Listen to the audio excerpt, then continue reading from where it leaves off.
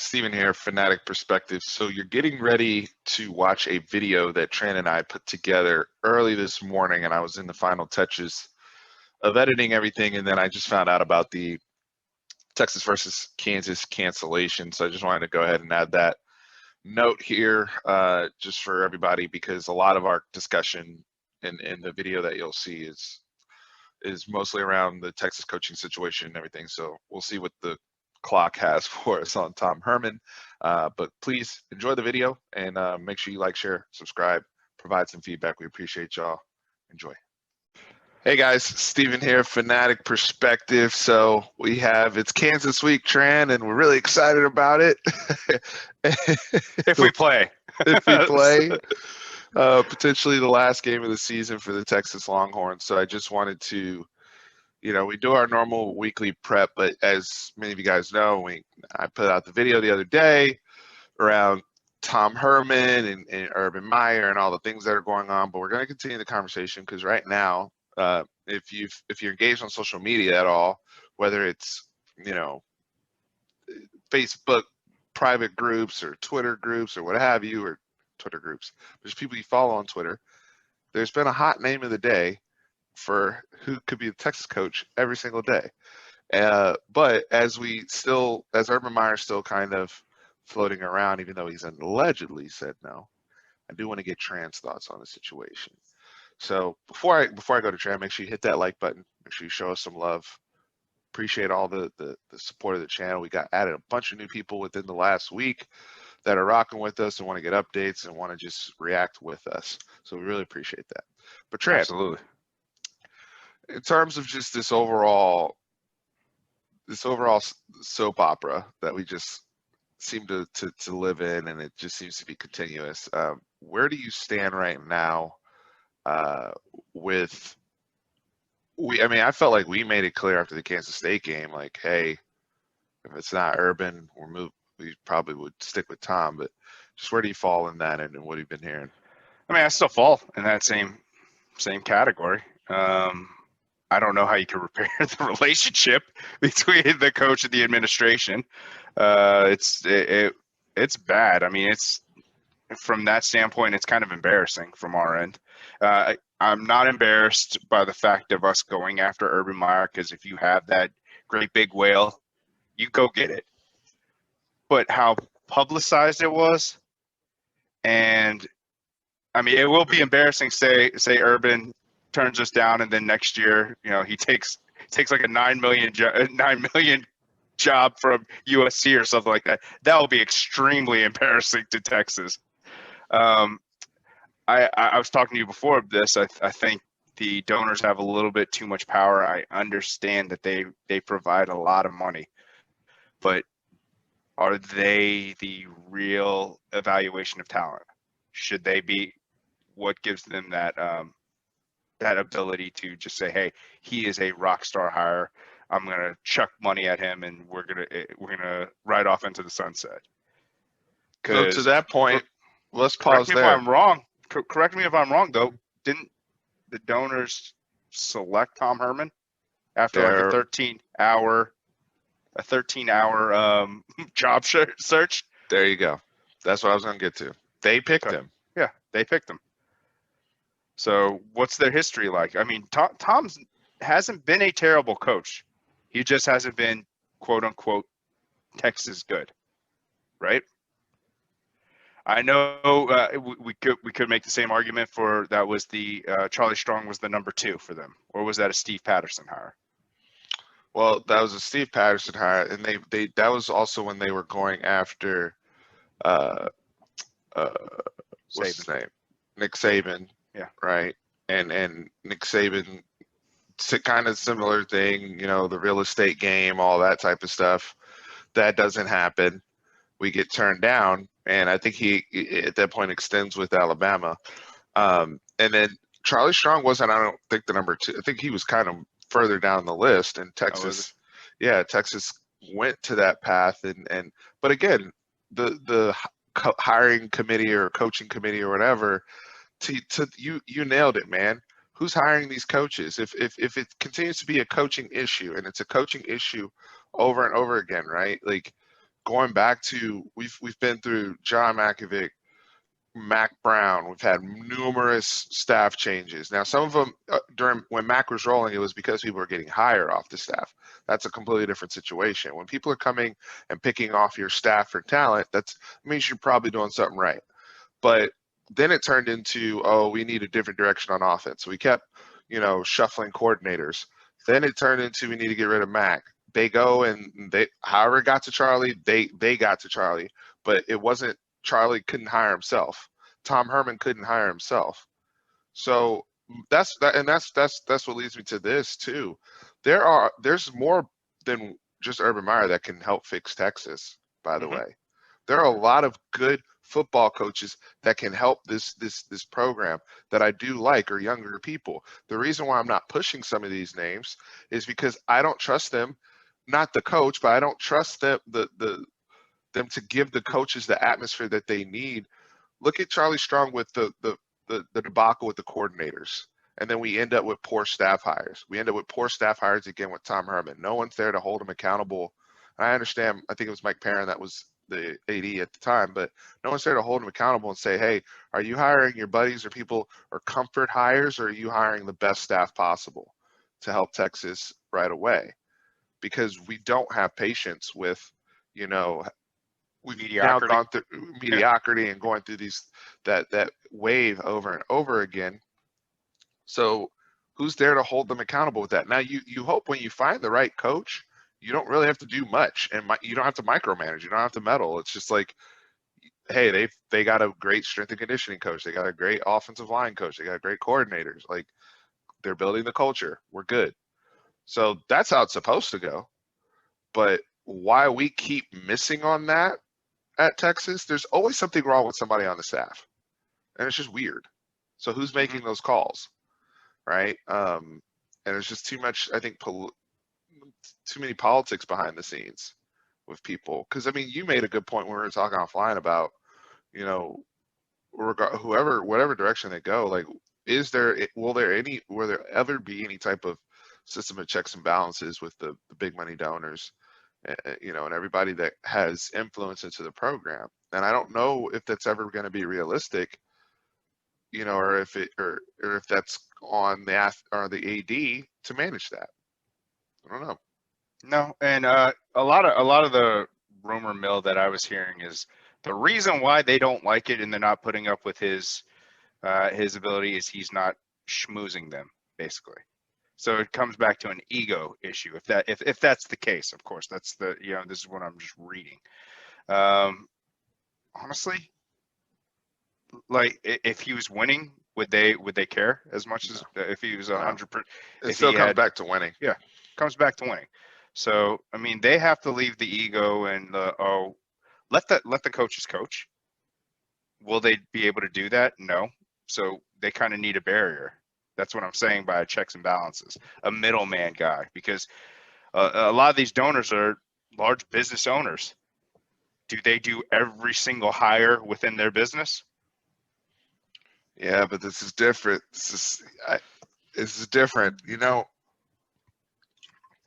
Jerry Jones makes all the right calls in his every day, at least I think he does, or that's the perception, right? And then the way they run the Cowboys, it's a different type of business model.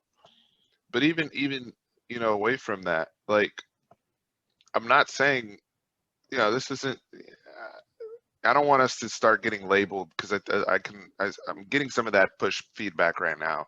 Well, you guys are becoming Tom Herman apologists. Just because I'm saying, just because I'm saying that I don't see an option that I'm comfortable with moving on because of the environment and landscape of the school. So I might as well keep Tom Herman for now. I understand there's ramifications for that too that are negative. I understand that it's not the fans or the boosters that can't get the team to snap the ball in enough time coming out of a timeout. I understand that it's not the big money donors that call for a fake punt in the fourth quarter of Iowa State, or or some of these issues. Or can't get Bijan Robinson enough carries, or can't have the correct personnel on the field. Like, that has nothing to do with anyone but the coaching staff, right? Like, And those are the things that lead up to us losing, I think combined 3 games by 13 points, and you end up in these close calls when you shouldn't be. And I said, I think I said it before, it's G5 mentality that Tom Herman has in a lot of ways. So I understand the ramifications of that. I'm just saying there's no win that you get that appeases everybody. There really isn't in this scenario. So, and I think it was, I want to make sure I'm giving credit to the right person. I think it was Gabe on the Football Branch or somebody that said that Texas, I think he said it on Twitter. So I want to make sure I'm giving him credit because that he nailed where I was thinking in terms of Texas needs to try to start looking at themselves like a startup and investing in the right people and trying to rebuild their infrastructure. And, maybe we have to go, if we're going to go in another direction with a coach, maybe we go, with one of the younger people and let them develop and grow. But I'm like, as much as I love to hear that based upon what we've been seeing, we'll never be in that expectation level, right? Like people will always say, hey, whoever the coach is, the talent's already here, the resources are already here, everything's already in place. You need to come in and win immediately. Yep. That's what people are thinking. So this will go on and on, sir, until if it's not Tom Herman and there's irreparable damage. So let me ask you this: do you think until there's irreparable damage? Until the Cowboys hire Lincoln Riley and Matt Campbell goes to Michigan or Ohio State, yeah, or Notre Dame, then. out in the Midwest, yeah. Do you think there's just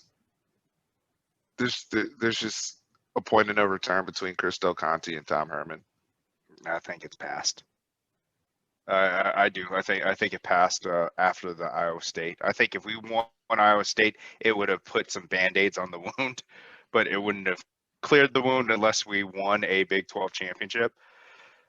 But the fact that it takes him forever to tweet out, congrats to the football team on a great win at Kansas State. Prayers up basically for Derek Kerstetter. No mention of Tom Herman or the staff or anything like that. If everything was good at that point, he would have come out and already said it because he knows what's going on in social media world and everyone talking about it. And if he tries to say that he doesn't pay attention to that, it's not the truth. He would have come by and said, I'm backing him, maybe not come forward and say publicly that he was looking at someone else, but he'd say, Tom has my backing and he's our coach for the University of Texas. He would have done that by now. And that would have been the mature thing to do as an athletic director. So, yep. So I think they're past that point of return that you're talking about. So with all that being said, we still have a game this week, right? Where, we haven't given, and I think I've said this before, we hadn't given them credit all season for how they've handled COVID and maneuvered this. They've done a great job. This week was like the first, I think, real positive cases we had since before the season started. And, I think they were able to get a practice into where they're going to be able to play the game on Saturday. We know from the money that's owed to both schools and what it's worth to the Big 12, they really are motivated to play this game against 0-9 Kansas in Lawrence, Kansas. That's the reason why we had a season this year is money. So they had 3.5 million per school at stake right here on the table. Stake. Correct. Yeah, so we're going against 0-9 Kansas with one-ish day of practice. Does that scare you at all? No. This is, if there's, similar to last week, right? Where, you're playing a bad football team. It's more about you. It's more about executing, asserting your will, like we did in the run game last week, especially. It just got all over Kansas State. I like that approach. I think that's a similar approach that could work against Kansas. I do want to see, I think last week we were able to kind of see some rejuvenation with the offensive line, whether it was lineup changes or what have you, where we've also struggled as wide receivers. So I would like to see, us try to get some guys going. Maybe Jake Smith or Whittington or somebody over 100 yards. And also try to work in some other guys that just haven't gotten the opportunities they probably should have this year, whether it's a Woodard or Marcus Washington, because a lot of people, we haven't talked a lot about the loss of Troy O'Meara before the season started, and him running with the ones kind of makes more sense as to why that was the case. Yeah. As a freshman, when you had Brennan Eagles and Tariq Black over there, and he's the one running before them before he hurts his ACL. But going into next season, you expect him to be back in the mix at wide receiver. But these other guys, whether it's Joshua Moore, who has really, tapered off the last half of the year, can we get them back in the fold and establish some rhythm? That's a lot of names I mentioned, so you're obviously not going to be able to feed all those people, but just keeping them engaged. They did a good job of that last week. It's just that the run game was crazy against Kansas State. So I don't know. What are you looking to see out of the Kansas game? So I know we're going to get some fans saying, well, this could be their bowl game. They could just go all out against us without a week of practice. The reason why I'm not nervous is if we lose, we know that Tom Herman's definitely not going to be back, because that would be inexcusable. That'd be the same thing as the Charlie Strong thing. Yeah. So, I mean, the only thing we'd have to do is live with the embarrassment of losing to an 0-9 team. And it is what it is. If they beat us, they beat us. With that said, this team, we did the math the whole year. They have a little bit over 2,000 total yards, which I don't know if I've ever seen anything like that. Yeah, not through 9 games. I mean, they're just one of the worst teams in college football, period. There's no reasons why they should lose, and there's not even like, the what was the guy's name? Stanley. That was the quarterback, right? That that has some skills that can like throw the football down. I mean, all these over guys, the field, like Puka Williams, that could scare you. We Puka's know gone. Yeah, I mean, there's just their defense isn't even getting push on the quarterback. I think they're only averaging 1 sack per game, so I think they're 9 total sacks. They might be worse than UTEP. Yeah, they might be.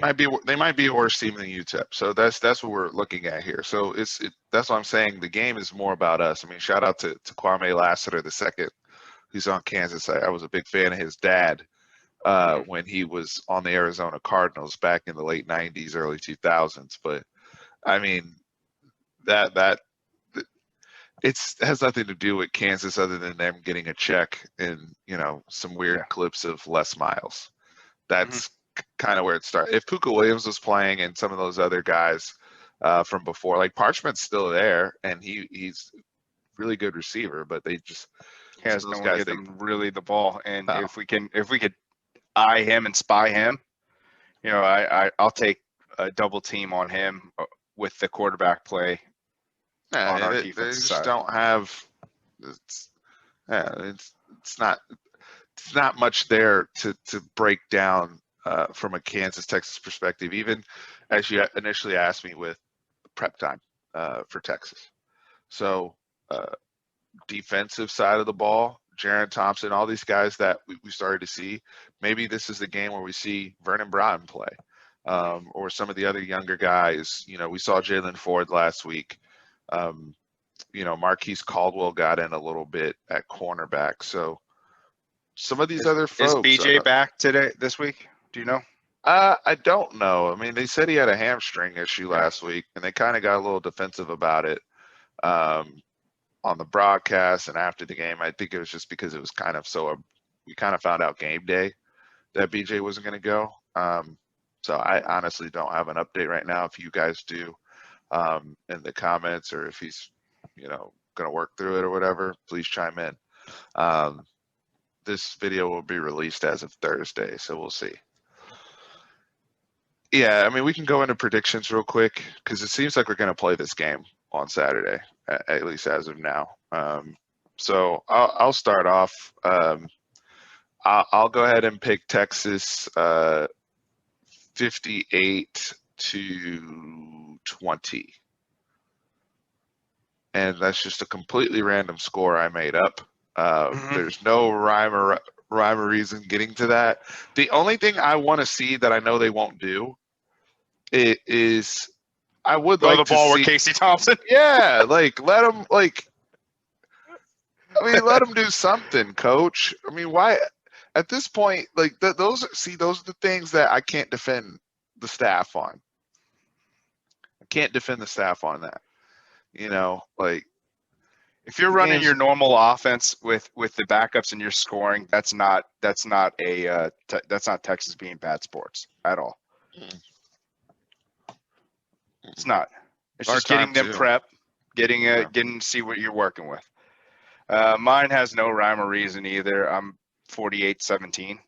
Honestly, I think we're just a better team, and even without prep, even if we just kept a base offense out there, I think just our size, speed athletes should be able to dominate the game.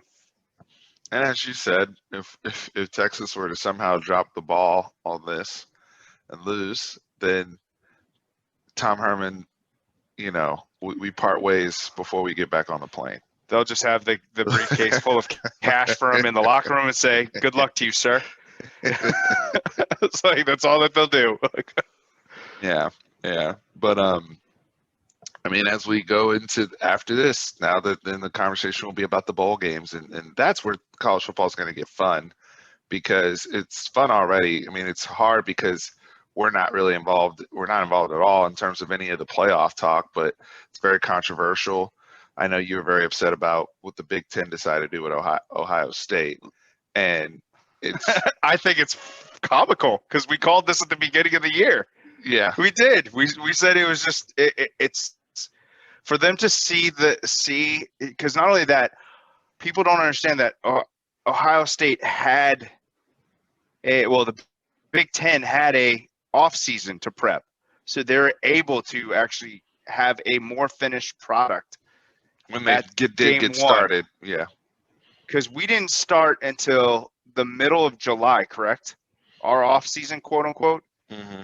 Or was it in August? It was late July, but everything was so. It was still a lot of distancing. Like there was still It wasn't even. You weren't allowed to hit. Yeah, it was weird. And so we weren't ramped up until, I wouldn't say, probably we should have been ramped up by the OU game. So I'll say the game before, which was TCU. We should have been ramped up by TCU, which we weren't, to be honest. Yeah, that's a strike against Tom Herman. But once Big Ten saw, hey, okay, they're kicking off this week, and they saw that's when they announced. They said, okay, we're going to have was it 8 game at the time? 8 game season? Semi-season? Mm-hmm. All Big Ten? That's when we got frustrated because we were going to play 10 games. We're going to play essentially 25% more games than what you're playing. It's not fair. It's a lot easier to go 8-0 than it is to go 10-0. In my eyes. Mm-hmm. And now they don't even have to do that. Yeah, they're 5-0, playing for a Big Ten championship. With that said, Ohio State is one of the top 4 teams in the nation. I know this. And that's the committee's job, though. There's no, their job is to identify the best teams. It's not necessarily what's fair. That's why I'm like, if it wasn't for the money already put down and invested into the playoffs as is, this would have been the perfect year to experiment with the infrastructure. To go with 8 games. Yeah. I mean, 8 teams. Not 8 teams. Sorry. 8 games. 8 teams. That's what I meant to say. And the teams that are that it kind of stinks for, Cincinnati, A&M, right now the way that the playoffs are standing, Iowa State. It's not fair to them, honestly. I mean, some of those teams it's not fair for. I mean, Iowa State, they did lose to Louisiana. Yeah, they lost. I mean, Louisiana's ranked and 25 top Yeah. 25 team. Yeah, And it's the good team. first game of the year as But, well. It's not yeah. a complete product. Product. Team. Yeah. Yeah. But in an 8 team, you could work Iowa State in there, or OU, whoever won the Big 12. Yeah. Right. Like in an 8 team, that's what I'm saying. Like, and also accounting for that, because in the 8 team, somebody has a bad loss like that, but it was like right when COVID, started and all that type of stuff. Then we can kind of look past that and say this team grew, got better throughout the season. They deserve to be in the playoffs. And work through it and see if people like it and enjoy it. That's more money for college football. I don't, Do you blame Iowa State for playing 5 top 25 teams versus Ohio State playing 5 teams, period. I mean, but it's also kind of what's in your control and what's not. I mean, I don't know.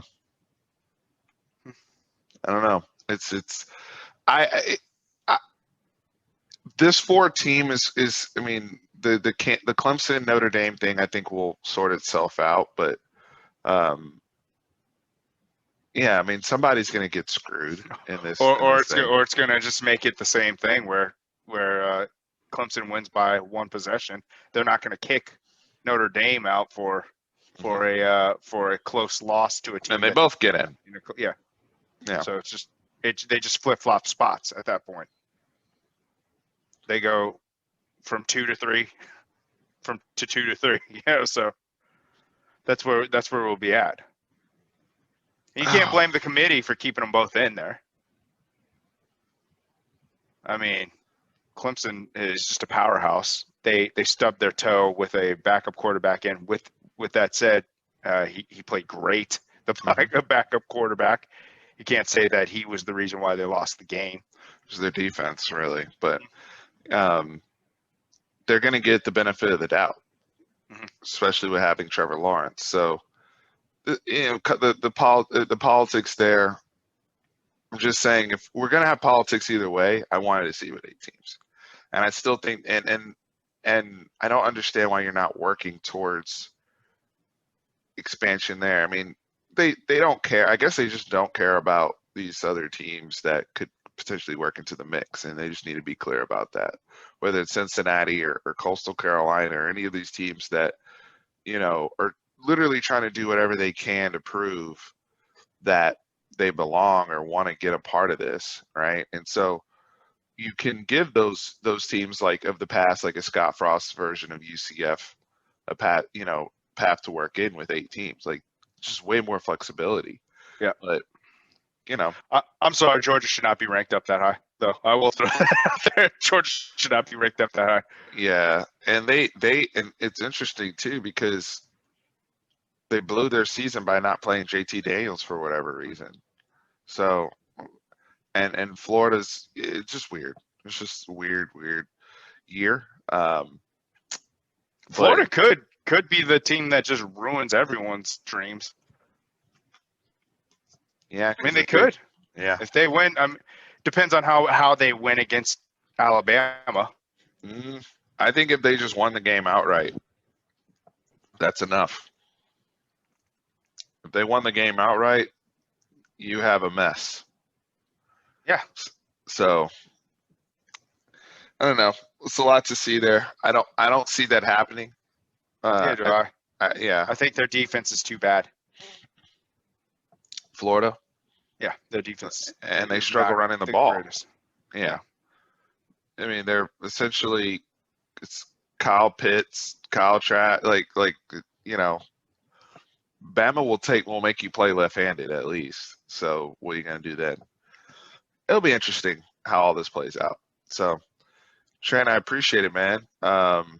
Anything else we wanted to touch on here? Going back to the coaching stuff. I mean, I think it's pretty. We've been pretty straightforward where we stand. I'm curious. The one thing I will kind of joke about. I'm curious to hear what name comes up today. Every day, like yesterday it was Jeff Traylor was the hot name. The day before it was Steve Sarkisian. There's other guys out there that people throw around, James Franklin, Matt Campbell. So just some of the same names that keep getting thrown around. I'm curious to see who Thursday and Friday's hot names are going to be for the Texas coaching job. Yeah, it's whoever wants to get a pay raise. That's who we'll see. Whoever, if they're a coach currently, it's either to leverage a higher salary somewhere else, or we'll see. So there were people that to that point, there were people that reached out to me and said, Steve, what about Brian Kelly from Notre Dame? Like, yeah, I think Brian Kelly is another coach that is probably closer to Urban Meyer than he is to the other name. A lot more proven, and just a really good football coach, a good college football builder. My thing with Brian Kelly is twofold. Number one, I think from a Notre Dame standpoint and their brand and where they are, at minimum, that's a lateral move. And I know people brought up his contract situation and the money that he's making over there, but that he could parlay that into a raise or making enough money to where it's competitive on par with what Texas would offer. And that also speaks to what this whole situation will bring about, because I think there's still a perception with Texas, well, we can just just overpay for whoever or just offer them more money. Like, no one can pay like we can pay. And that's fine, but then I don't want to ever hear anybody making fun of Texas A&M for the Jimbo Fisher thing, because at least they went and spent their bag on their guy. Yeah, they got their guy. Yeah, and now I hear Texas people that would, make fun of them about that, wanting to do the same thing. So if you want to do it, just be mindful of the fact that that's all you're bringing to the table. It's not like he's coming here because that's the value of your job, of the, in the landscape. If people are turning you down or saying they're not interested, like allegedly Matt Campbell said he's not interested in Texas. He's not interested in Michigan. I think he would only leave Iowa State for, I believe, Ohio State, Notre Dame, and Notre Dame. Ohio State. Yeah, that's what I read. But I don't know. I think he has a respect for Texas. Otherwise, he wouldn't have that viral video of when Dicker missed the kick. He was the first person he ran to talk to. I think he has. I just don't think. I just don't think he wants to deal with the politics. I don't think he wants to deal with the politics. And a lot of people said that's not the guy you just throw money at necessarily, like in terms of his motivators. Like, not every coach is looking for the top dollar. And like you said, does he want to deal with that? The Dicker thing, great moment. I just think that's the type of dude he is. Just a good person. And that just was him being genuine Matt Campbell. But I don't know. The names that are getting thrown around, I would like to, if we're going to do that, let's get crazy. Like, if you're really going to want to go find your next Lincoln Riley, and this is what people have to understand, like David Boren, Joe Castiglione, and Bob Stoops at Oklahoma, they had such a good, strong base for so long that when Bob Stoops wanted to move on, they had a very seamless transition of power to Lincoln Riley, and they had the structure in place for Lincoln Riley to take over with no issues. We haven't had that same stabilized, just, all right, let's have we were trying to get there. We honestly were. If you go back to like the Lost Odds and Mac Brown, when they were trying to do it with Muschamp, they really were trying to get stabilized, like we ended up seeing Oklahoma do. It's just that things went downhill after 2010. So can Texas get back to stabilizing? The argument between the offensive coordinator and the defensive coordinator. That's what kind of ruined it all. Was that the dissension in the locker room. And then once he heard Florida come knocking, he's just like, why wait when I could just go now? Yeah. So we were trying to get there, but unsuccessfully did. Yeah. Didn't. You have to have that structure in place, because Yeah, do I think throwing out more names, Tony Elliott from Clemson, Mhm. or somebody was like Ritt Lashley from Miami, like all these names, like, yeah, do I think some of these guys could end up being good, young, successful head coaches? Yes. Do I think Graham Harrell could be a coach one day? Yes. Like, Yes. do I think Jeff Traylor could succeed at a Power 5 level? Yes. But Texas is different. Will they give them the time? They're gonna That's the want thing. they're gonna want what Oklahoma got with Bob Stoops initially, because that's gonna be the thing that people are gonna, when they see what I just said about the stability between Consiglione and all those folks, they're gonna say, well, Bob Stoops won a national championship in year 2 when we hired him as a coordinator. So if you win big fast, then we'll be loyal. You know what I mean? So it's all perspective there, Tran, but this isn't going away. National Signing Day next week, by the way, Mm-hmm. and how that plays out. So um, this 2021 class, we also started talking about on Twitter, and this will be a different video because we're gonna wrap now. But underrated class is starting to become very underrated class, and we'll If we touch get more there. on that. I think Yes. I think we should be okay with everything I'm seeing, but Yeah. it's going to be interesting what comes after that, and what we see this program decide to do. Mm-hmm.